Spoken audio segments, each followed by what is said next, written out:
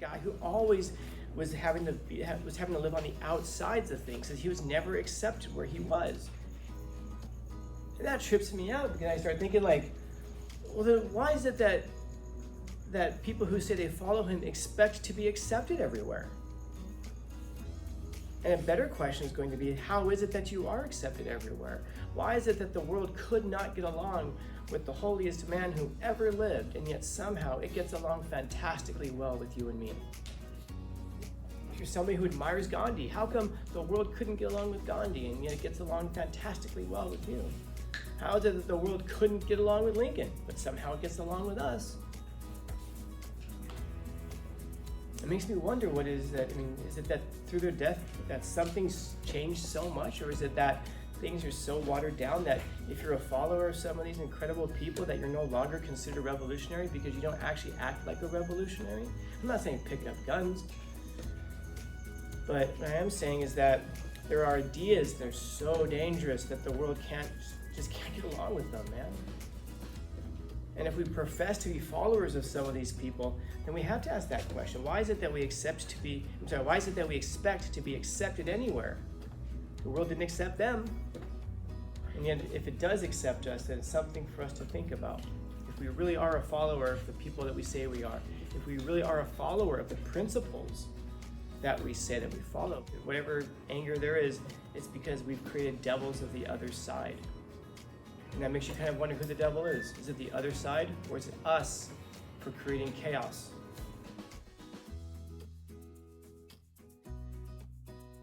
A lot of time, nothing is everything, but a lot of people who are like ultra like out in the streets protesting, waving placards, political, that a lot of times they're not religious at all, they're atheists.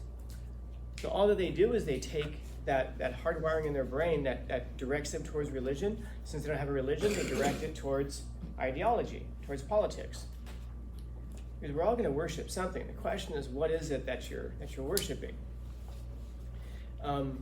Here with Eric Hoffer, mass movements. By a mass movement, he's talking about, it could be a religion, it could be a political movement, whatever it is, that they rise and they spread. It's possible for it to happen without belief in a God. Now, of course, he's talking about a God here quite literally. That's why it's a capital G. But we can also understand this metaphorically, much broader. So, for example, if you are, I'm going to ask this question. Like, for example, we're in a current election cycle, and I can't turn the television. Well, no. Sorry, that's stupid for me to say on a television. That's why I can't turn it on. I can't go online and see people talking about politics without seeing this complete upending of the other side. So, for example, I watched an election with, I watched an interview with Kamala Harris. And at the end of 45 minutes, I understood something. Trump is an extremist. Trump is a Nazi. Trump is a fascist. The people who follow him are Nazis. They're evil. They're a threat to our democracy. Guess what I never learned a single thing about? Yeah, Kamala Harris. I knew nothing about her after the interview. All I kept hearing was the constant them. You don't necessarily need to have a belief in a God. It's like, there's no you should vote for me because of this, because here's what I stand for, here's what I'll do. It was, you should vote for me because those guys are evil. Those guys are terrible. Those guys are Nazis. I mean, even to the point where I saw a thing last week, where Trump held a rally at Madison Square Garden in New York. And this was actually all over CNN, that he held a political rally, if you can believe this, at the same site that there was a pro-Nazi rally in 1939. Yeah, so there was a gathering of people 80 years ago. So I guess that means that every time the New York Knicks play, because they play at Madison Square Garden, that's a Nazi rally. The 1962 Democratic National Convention was held at Madison Square Garden. In fact, they've had two of them there. So every time you have a political rally at Madison Square Garden, or any kind of a gathering at all, like a concert or a basketball game, that's now a Nazi rally because some Nazis showed up there 80 years ago. And there will be people who will say, yes. If so, you have an absolute belief in a devil. In other words, when you can go to it, when a whole movement is gathered around the idea of pointing about how evil and terrible somebody else is, you don't really have to promote, why you should support me or follow me or anything like that. It just becomes that person over there is terrible and evil. Is Trump terrible and evil? I don't know. I never met the guy. I don't know. Is Harris? I don't know. But do you think either of them wake up in the morning and say, today is going to be a good day to do some evil? No, probably not. Their supporters will accuse the other side of doing that. But does anybody think that they really do that? No, not really. But so I guess the question becomes, do you think that they really believe what they're saying? That's the really interesting thing to me. I don't think an intelligent person could believe, either of them could believe what they're saying about the other side. And I mean that, not politically, I mean that really, like you couldn't really believe the things that you're demonizing Harris over. If you're a rational person, you couldn't really believe the things that you're demonizing Trump over if you're a rational person. Do you think they wake up in the morning and think that? No, it's not even them, it's the followers, which is almost always the way. It's almost never the people who are at the center of it. It's the people who are in the peripheral who are supporting and following. Why? Because it isn't the person themselves. It's the mass movement that grows up around that person. For example, you can, everybody know what it means to be Christian? The word itself, Christian, what it means? It means to be Christ-like. In other words, it means to be like Christ. So to be like Jesus. If you meet a lot of Christians, I wonder how many of you would meet a Christian and talk to them, and I don't mean talking about their religion, but just talking about their lives, talking about their worldviews, and at the end of it could walk away and say, I have a really good understanding of what Christianity is about, just from meeting and talking with this person. I think I know what Christ was like because I met this other person. I wonder how often if we did that, we'd be surprised afterwards, like, what? You follow this person, but you have nothing at all in common with them? You do nothing like what they did? You seem, you do nothing, I talked about that in this class, right? What happens if you try changing the world? Wasn't it in this class? No? What happens if you try changing the world? Let's find out. Kennedy comes along. Speaking of the 1960 Democratic Convention, Kennedy comes along, tries to disband the CIA, wants to try to make the world a little bit safer for diplomacy. What happens to Kennedy? He got shot. Okay. Lincoln tries to keep the Union together, abolishes slavery, wants to move the country into the new century with an overarching spirit of unity and togetherness. What happens to Lincoln? He got shot. What's that? Yeah, back of the head. So 0-2 so far, two head wounds. Oh, speaking of, Martin Luther King Jr. gets on a balcony. Oh, you're gonna boo that one, but the other two are cool. We can kill Lincoln and Kennedy, yeah, that's fine, but King, hey, hold on, Scott, where are you going with this? The man's got a dream. And then he gets a head wound. What happens to him? He gets shot. John Lennon from the Beatles takes a break from his busy wife-beating schedule. He writes Imagine. He makes $1 million singing about imagine a world with no possessions. Yeah. Imagine a world with no domestic violence laws. And he tries to change the world through music, and what happens to him? He gets shot. All right. Gandhi, peace and love. When he's not sleeping naked in a bed with 12-year-olds, he's out there marching. It wasn't me, it was Gandhi. Boo him. He's out there marching for peace, right? He refuses to ever lift a hand against another person, probably because he's so skinny he can't lift his arm. But he still holds that principle. What happens to Gandhi? He gets shot. Shit. Anwar Sadat. He signs the first peace agreement between Israel and a Middle Eastern country in Egypt. They're so happy for him in Egypt, they celebrate him. They decide to have a parade for him. He comes back, they tell him, hey man, we have a parade for you. Wear something really bright and sit up front, okay? Can anybody guess how that parade ends? He got shot. All right. Shit. So I guess the moral of the story is if you try changing the world, you're going to get shot. What's that? Well, Jesus didn't get shot. At least, right? Yeah, he got crucified, but Good news is, no guns in the Roman Empire. But when I think about these folks, and there's a whole bunch of them, of course, but I think about these folks, it always trips me out. So I get to thinking, man, like for example, Jesus, whether you're religious or not, whether you're Christian, Catholic, whether you're atheist, no matter what, people generally seem to believe that Jesus was a pretty good dude, that he had a good message, that he went about it in the right way, he lived his philosophy. One of the things that always really strikes me about Jesus is that at one point somebody comes up to him and asks him, hey, is it lawful for us to pay taxes? Because they're trying to trip him up on something. If he says, yes, pay your taxes, then his followers are going to hate him because they're occupied by the Roman Empire. If he says, no, don't pay your taxes, he becomes a hero to the people, but then the Romans arrest him and kill him. There's no way for him to answer this question without pissing somebody off. So they ask him, is it lawful to pay taxes? Jesus goes, someone give me a coin. And then they hand him a coin, and he looks at it and he says, oh, the emperor's face is on the coin. Yeah, all right, well then, if the emperor's face is on it, it's his. Render unto Caesar what Caesar's. Give the emperor back his money. That's a brilliant answer. And people look at that and go, wow, he managed to get out of it. That's not the thing that strikes me. What strikes me is that he had to ask for a coin. He didn't have one. He didn't say, hold on, let me come out of my big giant cathedral and work my, let me go down into my treasury, open up my treasure chest and take one of my coins out of there. He had to ask for a coin. And so whatever you think about the guy, he at least lived his philosophy, man. But this is a guy that when he's born, if you know the story, there's no room for him in the city, in Jerusalem. He has to be born in Bethlehem, in a town outside, in a manger. There's no room for him at the inn.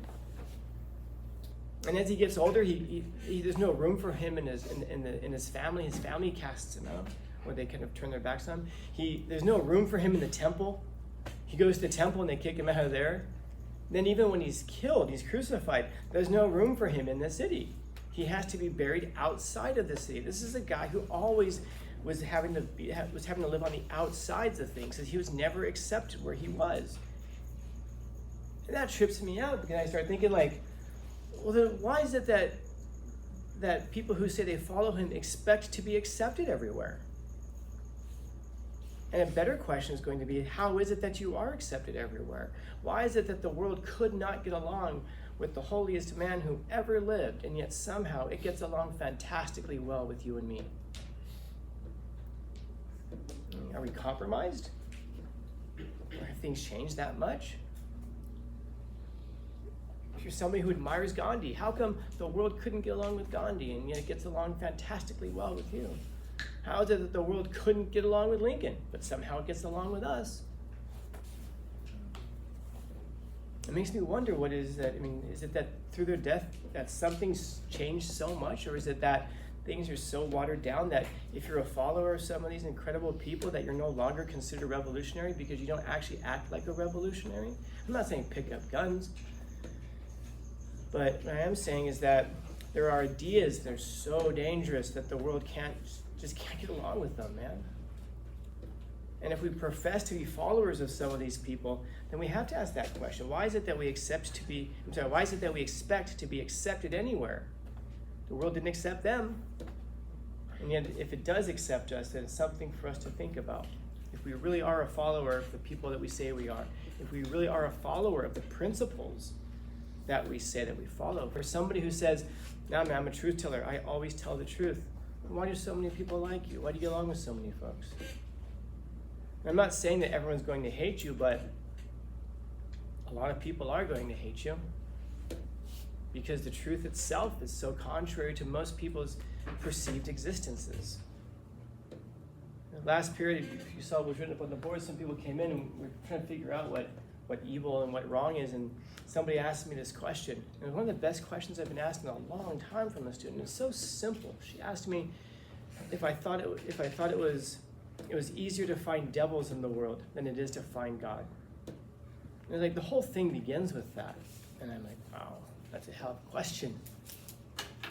Because what is it? I mean, first off, I guess we have to go back to what we might mean by a God.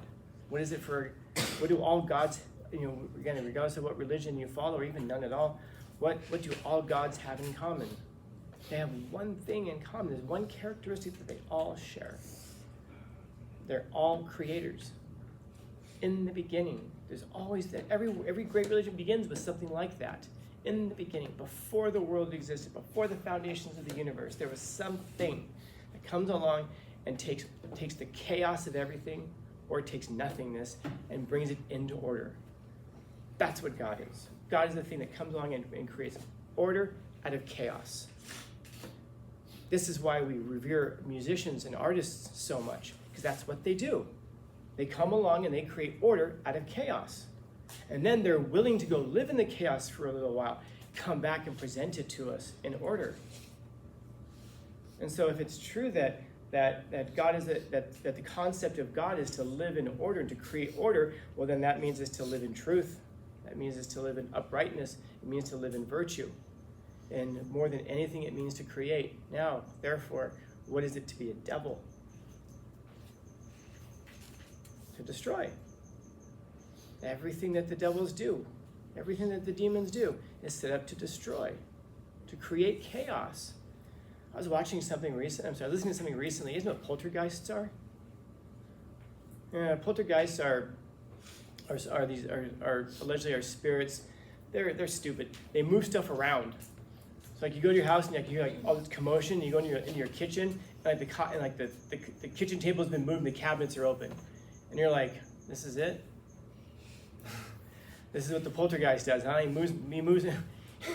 moved my coffee from one cabinet to the other one. What a jerk. You close the cabinets up, put the table back, you go to sleep, and all of a sudden you hear some noise, you go downstairs and your TV's been turned. It's like, really? Wow.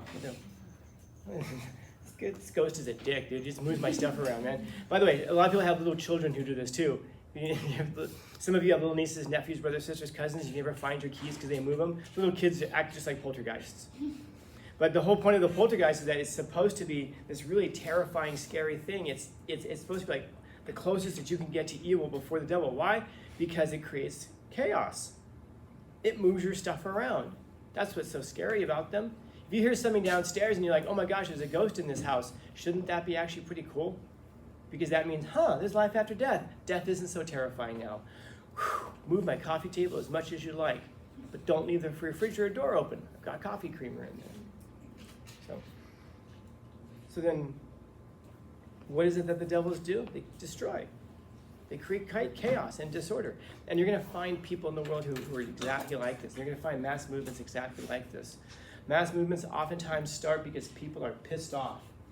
At what? Something. What? Doesn't matter. Tell me, what are we pissed about today? And we get out in the streets and we carry placards and we protest and we get angry. And even if someone comes along and shows us data or can contradict us, we don't want to hear it. We beat them up. And by the way, it doesn't even have to be that. Because some people are so devilish, so demonic. Dude, last week the Dodgers won the World Series. They had a parade over on Friday. Anybody see anything from the parade? Yeah, people get together and they start rioting. They start looting. They start setting cars on fire, smashing out store windows. Why? Because they're seeking justice about police brutality? No, because their team won. Is that not the devil? Is that not to destroy? You have a good thing. You're supposed to be celebrating. And how do we celebrate? By destroying. And there are people like that. They destroy. Why? Just because they do. Don't mean to call anybody out here, but if this is you, this is you. And yeah, I do mean to call you out. You don't know who you are. Some people sit there and they scribble on their desk. Why? I'm bored. So when you're bored, you create chaos and you destroy. You ruin things. That's what you do in your downtime. If you're just bored, what immediately turns to your head is not, let me create something, let me practice drawing, let me read, let me do this. No, let me just mess with stuff. And by the way, some of you get to live with that, especially those of you who have shorts on right now. You get to live with the chaos of that. You can't, don't lift your leg up too high. What happens if you lift your leg up too high in your desk? Yeah, what's down there? Gum. Who the hell there's a trash can right there. Who just goes, you could go to the trash can. Yeah, but it's over there. There's no good point to it. It's just to destroy. And some of that gum has been there so long. That very well could be your parents' gum if they went to Sweetwater. Maybe you're gonna lift it and go, oh, that's disgusting. Who'd have done that? Now fast forward back, 18 years to, or 19 years or 20 years to your parents at 18, sticking the gum down there. Could be. I don't know. But this is what it is, to make a devil out of the other side. It's easy to get people together when you make them angry. And so, especially today, like I said, this is a really good day to know how to fight. Seems like a really good week to know how to do that. What happens, no matter who wins today, it's not gonna be, there's gonna be some people pissed off about it. I'm not saying there's gonna be rioting and killing and stuff, but there's gonna be some pretty pissed off. Half of the country is gonna be pissed off today, no matter who wins. Unless you're me, I'm pissed off no matter who wins, because my guy's not gonna win. The person I'm voting for is polling at 0.5%. But I don't know, man. Maybe no one sees him coming, but he's gonna win it.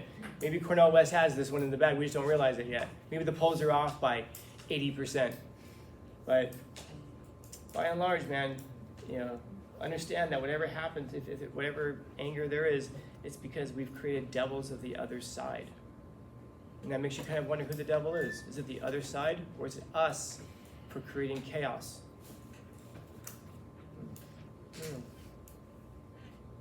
Questions, comments, concerns, complaints, criticisms, critiques? Yeah.